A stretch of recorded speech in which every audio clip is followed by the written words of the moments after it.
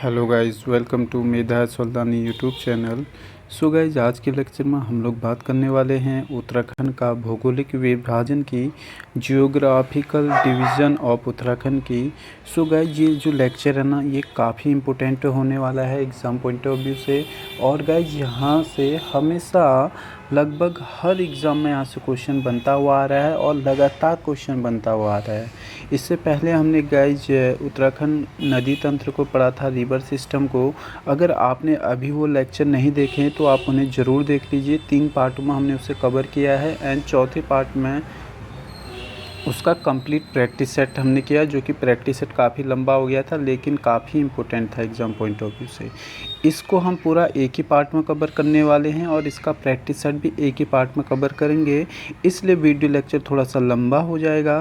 तो आपको पूरा देखना तो है ही, अगर एग्ज़ाम को आपको क्रैक करना है तो, ठीक है ना। चलिए बात करते हैं गाइस। धरातली विन्यास के आधार पर उत्तराखंड को ना 8 भौगोलिक क्षेत्रों में बांटा गया है। अब इन 8 भौगोलिक क्षेत्रों में बांटा गया है, तो इसमें से पहला जो है ट्रांस हिमालयी क्षेत्र, जो सबसे ऊपर का इलाका होगा, ट्रांस हिमालयन रीजन इसे बोलते हैं।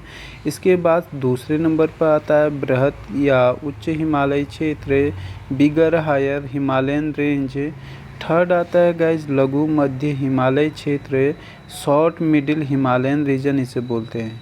इसके बाद गाइज आता है अगला दून द्वार क्षेत्र या दून गेट रीजन भी हम बोलते हैं। इसके अलावा गाइज जो लघु मध्य हिमालय क्षेत्र है, इसमें लगभग कुमाऊं क्षेत्र में जो अधिकांश स्थान हैं वो यहाँ पर ही हैं।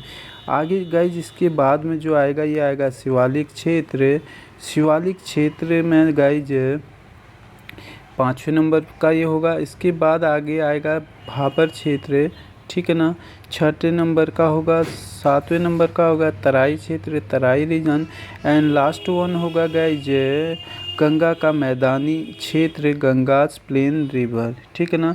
जो तराई क्षेत्र है इसकी चौड़ाई लगभग हम 20 से 30 किलोमीटर के आसपास बोलते हैं, ठीक है ना। आगे पूरी डिटेल में हम इसे पढ़ने वाले हैं, ठीक है। काफ़ी इम्पोर्टेंट लेक्चर है सो एग्ज़ाम पॉइंट ऑफ व्यू से, तो इसे अच्छे से आपको देखना है। और पूरा टॉपिक जो है ना एक लेक्चर में कवर कर रहे हैं, किसी भी अन्य किताब को आपको फॉलो करने की इसके बाद ज़रूरत नहीं पड़ेगी, ठीक है। तो बात करते हैं ट्रांस हिमालयी क्षेत्र की। तो ट्रांस हिमालयी क्षेत्र की जो खोज की थी स्वेन हेडन ने 1936 में इसकी खोज की थी। और इसकी क्या विशेषताएं हैं, तो इस क्षेत्र का कुछ भाग भारत के पास में है और कुछ तिब्बत के नियंत्रण में है इसका, ठीक है ना। अगर बात करें इस क्षेत्र की ऊंचाई की, तो ऊंचाई 2500 मीटर से लेके 3500 मीटर तक का जो है हाइट यहाँ पर हमें देखने को मिल रहा है। और वहीं चौड़ाई जो है 2000 मीटर से 3000 मीटर चौड़ाई है। इसके बाद बात करें गाइस, इस क्षेत्र की जो पर्वत श्रेणियाँ हैं उनको जैक्सर श्रेणी अर्थात जैक्सर रेंज बोला जाता है। और नीति, माणा, लिपुलेख, किंगरी बिंगरी, दारमा आदि दर्रे जिन्हें पास बोलते हैं वो इसी क्षेत्र में हैं, ठीक है। तो गाइस ये पूरी विशेषताएं थी ट्रांस हिमालयी क्षेत्र की। आगे हम बाद में दर्रों की बात करेंगे। दर्रों के लिए जो है एक अलग से वीडियो लेक्चर हम लोग तैयार करेंगे, तो आपके ये कौन कहाँ पर है इसको पूरा क्लियर वहाँ पर होने वाला है। ये वीडियो लेक्चर दर्रों पर कब बात कर लेंगे। तो आगे बात करते हैं ट्रांस हिमालय क्षेत्र के बाद बृहत ऑब्लिक उच्च हिमालय क्षेत्र अर्थात बिगर हायर हिमालयन रेंज इसे बोलते हैं। तो फूलों की घाटी भी इसी एरिया में आता है, ठीक है ना। प्राचीन ग्रंथों में इसे हिमाद्री अर्थात बर्फ़ का घर भी बोला जाता है, ठीक है। और यह हिमालय के दक्षिण तथा लघु हिमालय के मध्य उत्तर में स्थित है, यानी कि दोनों के बीच का इलाका हो गया। और सबसे ऊंची चोटियों वाले इस पर्वत श्रेणी को जो है महा या मुख्य हिमालय, बृहत या उच्च हिमालय के नाम से भी जाना जाता है। नाम अलग अलग हो सकता है, तो इसलिए इन नामों को आपको याद रखना ही पड़ेगा, ठीक है ना।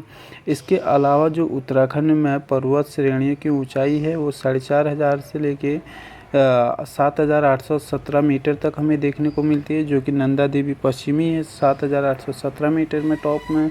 आगे बात करते हैं चौड़ाई की, तो 15000 से 30,000, ठीक है ना। 15000 से 30,000 मीटर यानी कि 15 किलोमीटर से 30 किलोमीटर तक यहाँ पर हमें गाइस चौड़ाई देखने को मिलती है। ठीक हो गया ना। और बात करें गाइस, यह श्रेणी जो है राज्य के 6 जिलों में पूर्व से पश्चिम में फैली हुई है। ठीक है, यह श्रेणी राज्य के 6 जिलों में पूर्व से पश्चिम में फैली हुई है। और ये 6 ज़िले हैं गाइस, पिथौरागढ़, उत्तरकाशी, टिहरी, रुद्रप्रयाग, चमोली और बागेश्वर। ठीक है ना। तो इन 6 ज़िलों में ये फैला हुआ है। हालांकि गाइस, अगर आप बात करें हम बृहत या उच्च हिमालय के जो प्रमुख चोटियां हैं उनकी बात करें तो इसमें गाइस नंदा देवी पश्चिमी टॉप पर आता है, ऊपर पड़ा था 7,817 मीटर, चमोली में है और उत्तराखंड का सबसे ऊंचा शिखर ये है। ठीक है ना।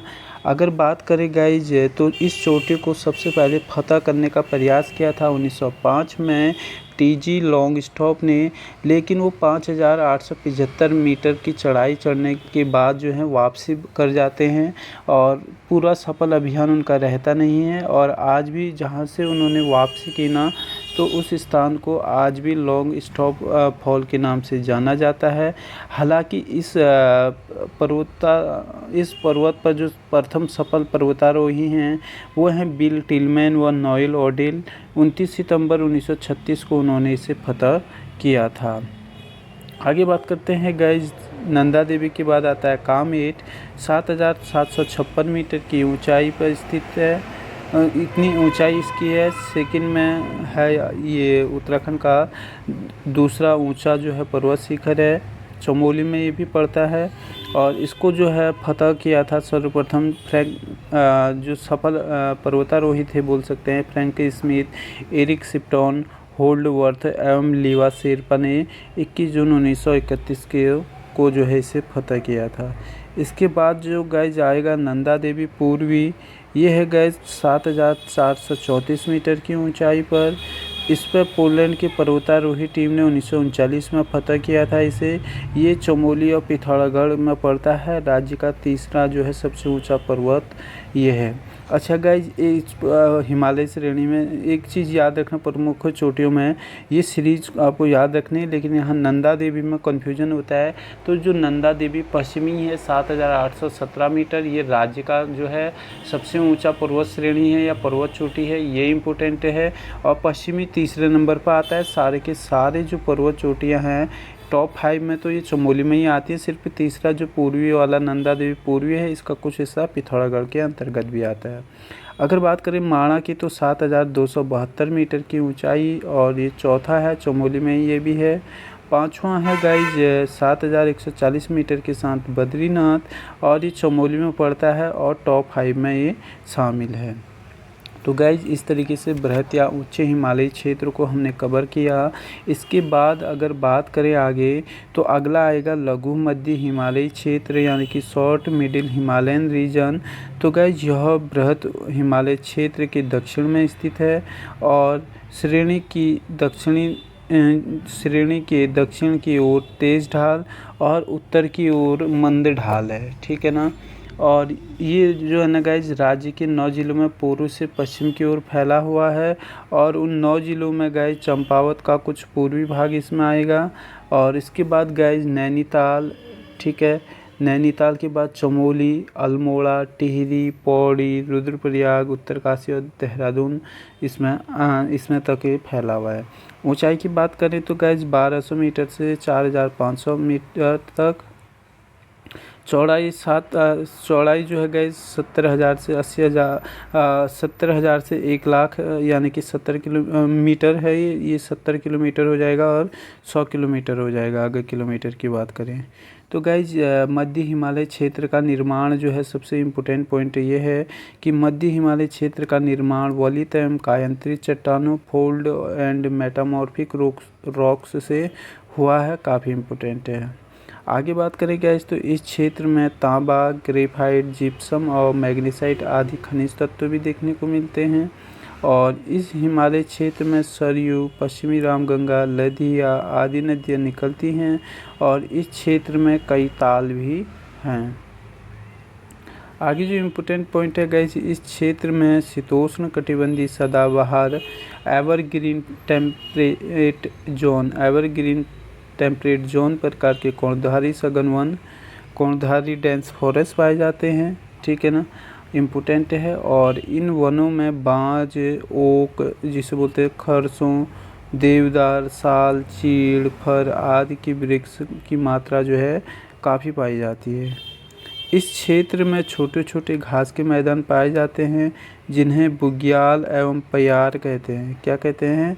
बुग्याल एवं पयार कहते हैं, ठीक है ना, तो याद रखना।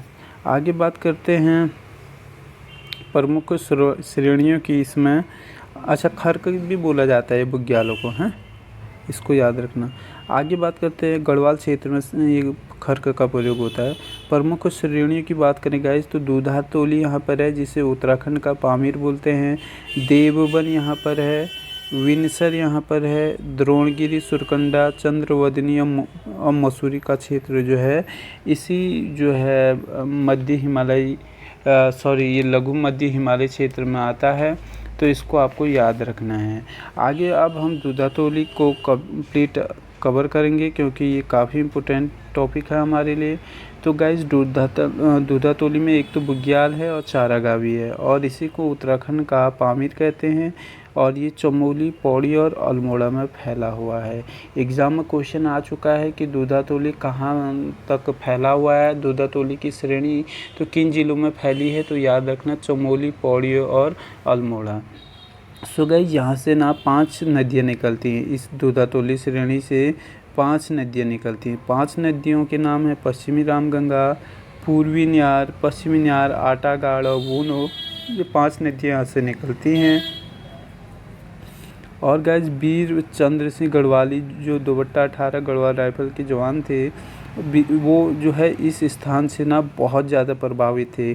तो कोदियाबगढ़ दूधातोली में पड़ता है, यहीं पर बाद में उनकी समाधि को बनाया गया वीर चंद्र सिंह गढ़वाली की। और वीर चंद्र सिंह की गढ़वाली की याद में यहाँ पर प्रतिवर्ष 12 जून को एक मेला लगता है, ठीक है। और नेहरू जी से यहाँ ग्रीष्मकालीन राजधानी बनाने की मांग भी इनके द्वारा की गई थी और ये मांग की गई थी 1960 में, ठीक है ना। मांग किसने की थी? तो गाइज मांग की थी वीर चंद्र सिंह गढ़वाली ने। इसके अलावा गाइस जो ग्रीष्म ऋतु में सर्वाधिक और न्यूनतम तापमान की अगर मैं बात करूं तो सर्वाधिक जो तापमान है शिवालिक में और न्यूनतम तापमान रहता है बृहद हिमालय क्षेत्र में। लेकिन वर्षा ऋतु में सर्वाधिक जो वर्षा होती है वो होती है बाह्य हिमालयी क्षेत्र में, ठीक है ना। आगे अगला जो बात करते हैं दून द्वार क्षेत्र की बात करेंगे, दून गेट रीजन की बात करेंगे। सो गाइस यहाँ मध्य हिमालय के दक्षिण तथा शिवालिक श्रेणियों के उत्तर में जो है ये स्थित है। अर्थात आप यहाँ पर स्ट्रक्चर देख सकते हैं, ठीक है ना। थोड़ा सा यहाँ जो है इस तरीके का ये स्ट्रक्चर बनेगा, ये ऊपर होगा और ये नीचे होगा, ठीक है ना। तो इसको थोड़ा सा आप करेक्शन कर लीजिएगा। और शिवालिक श्रेणी और महान हिमालय श्रेणी में ये जो गाय 24 से 32 किलोमीटर चौड़ी पट्टी है और ऊंचा क्षेत्र यहाँ पर जो होता है 350 मीटर से 750 मीटर तक होता है। और दून द्वार जो है पूर्वी भाग है, ठीक है, और पश्चिमी मध्य भाग 2 भागों में फैला हुआ है। और यहाँ धान की फसल जो होती है अच्छी फसल होती है, इसलिए याद रखना। अगर बात करें प्रमुख क्षेत्र की तो गाइस प्रमुख क्षेत्र में देहरादून सबसे बड़ा है क्योंकि यहाँ ये दून द्वार क्षेत्र में 75 किलोमीटर लंबाई और 24 से 32 किलोमीटर चौड़ा क्षेत्र है, ठीक। कोठारी एवं चौखम ये पौड़ी में पड़ता है और पतली एवं कोटा ये नैनीताल में पड़ते हैं, ठीक है। अन्य दून में पछुआ दून होगा, पूर्वी दून देहरादून, चंडी दून हरिद्वार, पाटली कोटा दून ये नैनीताल में पड़ते हैं और हरकी दून उत्तरकाशी में पड़ता है, ठीक है ना। तो ये दून है द्वार क्षेत्र हैं। और यहाँ पर सबसे इम्पोर्टेंट पॉइंट है कि जनघनत्व जो है ना यहाँ पर अधिक पाया जाता है। दून घाटी की अगर बात करें तो यहाँ पर जो है भूस्खलन की घटनाएं अधिक होती हैं। और औसत वार्षिक वर्षा की बात करें तो 200 से 250 सेंटीमीटर औसत वार्षिक वर्षा होती है। आगे जो है गाइस जब अगला जो रीजन हम पढ़ने वाले हैं शिवालिक क्षेत्र को कवर करने वाले हैं जो कि काफ़ी इम्पोर्टेंट है एग्ज़ाम पॉइंट ऑफ व्यू से। तो शिवालिक क्षेत्र का प्राचीन नाम है मैनाक और इसकी जो अन्य नाम है ये हैं बाह्य हिमालय या हिमालय का पाद इसे बोला जाता है। और अधिकांश पर्यटन क्षेत्र इसी एरिया में है। और भाबर क्षेत्र के उत्तर में स्थित शिवालिक की पहाड़ियाँ जो है बड़ी वो ये वहाँ पर हैं, शिवालिक क्षेत्र के अंतर्गत ही हैं, ये बोल सकते हैं। भाबर के उत्तर में स्थित शिवालिक की पहाड़ियों को ही शिवालिक क्षेत्र का नाम दिया गया है, ये भी आप इसमें बोल सकते हैं। अगर बात करें गाइस पर्वत श्रेणियों की ऊंचाइयों की, तो 700 मीटर से लेकर 1200 मीटर तक, और चौड़ाई है गाइस 10 से 20 मीटर तक की, ठीक है ना। यह श्रेणी हिमालय का सबसे नवीन भाग है, और नवीन होने के कारण इसमें जीवाश्म मिलते हैं। क्या मिलते हैं? नवीन होने के कारण इसमें जीवाश्म मिलते हैं। और प्रमुख वृक्षों की वनस्पतियों की बात करें गाइस, तो शीशम, सैमल, आंवला, बांस, साल, सागौन, और वृक्ष में बुरांस, साल, चीड़, देवदार, बेत और बांस यहाँ पर मिलते हैं। जलवायु जो है यहाँ पर अपेक्षाकृत गर्म और आर्द्र है, और बालू, संगमरमर, जिप्सम, फास्फेटिक आदि खनिज यहाँ पर मिलते हैं। तो ये थोड़ा सा आपको देखना पड़ेगा। शिवालिक क्षेत्र भी काफ़ी इम्पोर्टेंट है एग्ज़ाम पॉइंट ऑफ व्यू से। और गाइज आगे जो अब बात करेंगे हम, लेक्चर लंबा होगा लेकिन पूरा हमें कवर करना है और इम्पोर्टेंट भी है। तो तराई क्षेत्र है ना, और आपको बता दी गई जिससे पहले हमने उत्तराखंड रिवर सिस्टम यानी कि उत्तराखंड की नदियाँ या उत्तराखंड नदी तंत्र अलग अलग नामों से आपको मिलेगा, तो उसको हमने 3 लेक्चरों में कवर किया। चौथा लेक्चर उसका प्रैक्टिस सेट का किया। वहाँ से हर एग्ज़ाम में क्वेश्चन बनता है, इसलिए उस लेक्चर को अच्छे से क्लियर कर लें, ठीक है। नहीं देखा है तो प्लेलिस्ट में जाइए चैनल के, वहाँ पर आपको सीरियल वाइज सेट किया हुआ मिल जाएगा।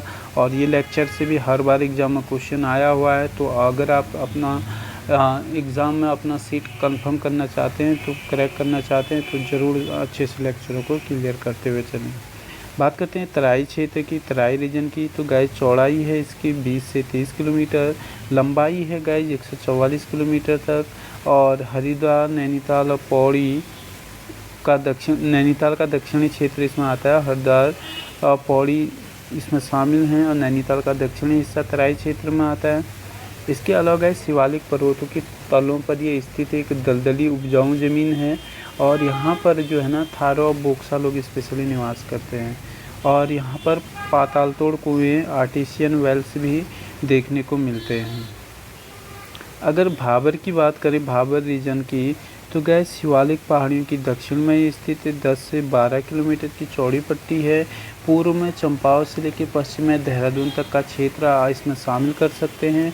इस क्षेत्र की भूमि ऊबड़ खाबड़, मिट्टी, कंकड़, पत्थर तथा बालू से युक्त होती है, और कृषि के लिए इस क्षेत्र की मिट्टी बिल्कुल भी उपयुक्त नहीं है, अर्थात अनुपयुक्त है। इसके बाद जो है गाइस आगे आने वाला है गंगा का मैदानी क्षेत्र या भाग, गंगाज प्लेन रीजन। तो इसके क्षेत्र में आते हैं दक्षिणी हरिद्वार, रुड़की और लक्सर, ठीक है। पूरा जिला हरिद्वार ही हो गया। मिट्टी जो होती है गाइस इस क्षेत्र की होती है उपजाऊ, ठीक है। और बांगर व खादर मिट्टी होती है जो गैर बाढ़ क्षेत्र से आती है, बांगर, और बाढ़ों द्वारा लाई गई मिट्टी को बोलते हैं खादर। अच्छा गाइस अब एक यहाँ पर जो है बात करेंगे एक ट्रिक की कि आपको ये कैसे इस सीरीज़ को याद करना है। तो आपको बता देगा इसको याद करने का बहुत सिंपल सा फंडा है। सबसे ऊपर है गाइस ट्रांस हिमालयी क्षेत्र, ठीक है। दूसरे में आएगा बृहत या उच्च हिमालयी क्षेत्र, तीसरे में आएगा गाइस लघु मध्य हिमालयी क्षेत्र, चौथा आएगा दून द्वार क्षेत्र, पाँचवें में आएगा गाइस शिवालिक क्षेत्र, छठे में आएगा भाबर क्षेत्र, ठीक है ना। इसके बाद आएगा गाइस भाबर क्षेत्र के बाद सातवें में तराई क्षेत्र, यहाँ पर मेंशन कर लेना तराई क्षेत्र, और लास्ट में आएगा गाइस गंगा का मैदानी भाग।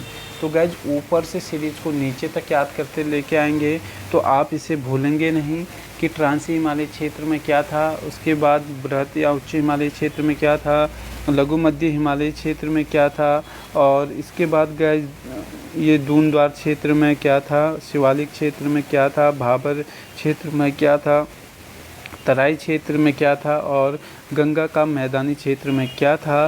तो इस तरीके से आप इस सीरीज़ को अगर बनाएंगे, इस ट्रिक को अपनाएंगे तो डेफिनेटली आप यहाँ से एक भी क्वेश्चन गलत नहीं करके आएंगे।